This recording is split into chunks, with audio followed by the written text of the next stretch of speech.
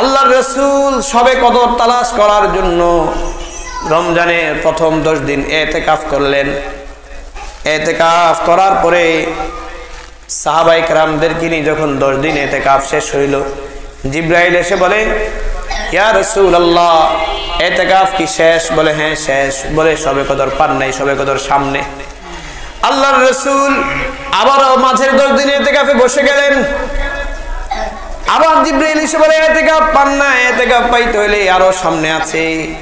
রাসূল এবার সাহাবায়ে কেরামকে ডেকে বললেন, তোমরা যারা আমার সাথে 20 দিন ইতিকাফ করেছো, চাইলে আরো 10 দিন ইতিকাফ করো, শবে কদর নাকি আরো সামনে। এরপরে রাসূল শেষের 10 দিন ইতিকাফ করেছেন। যতদিন হায়াতে ছিল নবীজির ততদিন শেষের 10 দিন ইতিকাফ করে গিয়েছেন। এই জন্য রাসূলের ওই লাগাতার ইতিকাফ করার কারণে মসজিদের ভিতরে ইতিকাফ করা সুন্নতে মুআক্কাদা আলাল কিফায়া।